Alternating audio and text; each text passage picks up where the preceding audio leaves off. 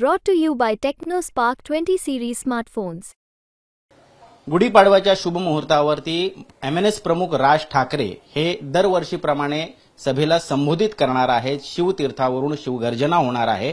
परंतु यावर्षी केंद्रीय मंत्री अमित शहांच्या भेटीनंतर राज ठाकरे राजकीय भूमिका काय मांडणार याकडे सर्वांचंच लक्ष लागलेलं आहे.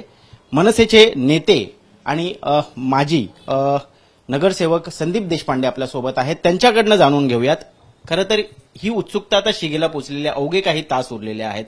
प्रश्नांची उत्तरं तेव्हाच मिळतील. परंतु तुम्हाला काही संकेत, काही आदेश मिळालेत का? नाही, असं आहे की गुढीपाडवा मेळाव्याला दरवर्षी सन्माननीय राजसाहेब संबोधित करत असतात. त्यावेळेला पुढचं एक वर्ष पक्षाची दिशा काय असेल, काय पद्धतीने महाराष्ट्र सैनिकांनी काम केलं पाहिजे, या सगळ्याचं सविस्तर मार्गदर्शन हे उद्या होईल. तुम्हाला जेवढी उत्सुकता आहे तेवढीच आम्हाला सुद्धा उत्सुकता आहे, तेवढीच महाराष्ट्राच्या जनतेला सुद्धा आहे. मागच्या वर्षी आम्ही पाहिलेलं कशा पद्धतीने पोलखोल करण्यात आलेली होती. भोंग्यांचा विषय अग्रस्थानी होता आणि त्यावरती कारवाई सुद्धा होताना आपल्याला पाहायला मिळाली. आज पुन्हा एकदा आम्हाला त्या स्टेजच्या अवतीभोवती दोन मोठे एलईडी स्क्रीन दिसत आहेत. पुन्हा एक नव्यानं काही विषय हाती घेतला जाणार आहे किंवा येणाऱ्या लोकसभा निवडणुकीसंदर्भात काही मोठी घोषणा होणार आहे? मला असं वाटतं सन्माननीय राजसाहेबांच्या भाषणामध्ये नेहमी एक सरप्राईज एलिमेंट असतो. तो उद्या आपल्याला बघायला मिळेल अशी आशा आहे. पण निवडणुकांसाठीच राजकीय पक्ष काम करत असतात, राजकीय कार्यकर्ते काम करत असतात. यंदाची लोकसभा निवडणूक ही मनसेनं लढायला हवी अशा पद्धतीचा एक रेटा कार्यकर्त्यांकडून तुम्हाला येताना दिसत नाहीये किंवा जाणवत नाहीये? असं आहे की फक्त निवडणुकीचा विचार करून सन्माननीय राजसाहेब कधीच राजकारण करत नाही. ते जे राजकारण करतात ते महाराष्ट्राच्या हिताचं असतं, हिंदुत्वाच्या हिताचं असतं आणि तोच विषय डोक्यात ठेवून ते निर्णय घेतील. परंतु 3 जागांची मागणी करण्यात आलेली होती. त्यापैकी एक जागा त्या ठिकाणी भाजप नेतृत्वाकडनं देण्यास मंजुरी मिळालेली आहे. पण चर्चा काही पुढे सरकताना दिसत नाहीये. नेमकं घोडं अडलंय कुठं? असं आहे की गेले अनेक दिवस अनेक बातम्या, सूत्रांच्या हवालाने बातमी, विश्वसनीय सूत्रांच्या हवालाने बातमी, अशा अनेक बातम्या चालल्यात.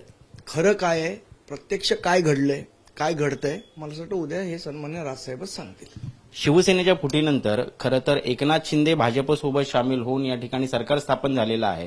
पण खऱ्या अर्थाने ब्रँड ठाकरे हा अजूनही युतीमध्ये नसल्याची एक खंत त्या ठिकाणी व्यक्त केली जाते.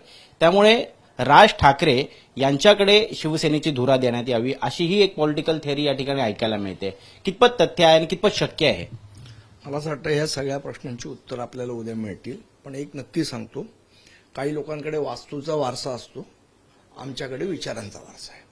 विचारांचा वारसा तर एकनाथ शिंदेकडे आणि त्यांच्या आमदारांकडे असल्याचा सुद्धा ते दावा करतात. सन्माननीय बाळासाहेबांच्या विचाराचा वारसा कोणाकडे आहे हे मला असं वाटतं जनतेला माहिती आहे. राज ठाकरे यांनी यापूर्वी स्पष्ट केलेलं आहे की मी जरी पक्षातनं बाहेर पडलो तरी कोणाच्या पक्षावर दावा केला नाही, त्यांच्या चिन्हावर दावा केला नाही. मी माझा स्वतंत्र पक्ष स्थापन केला. अशा पद्धतीनं कुठेतरी अप्रत्यक्ष टीका त्यांनी एकनाथ शिंदे यांनी उचललेल्या पाऊल त्याच्यावरतीही केली होती.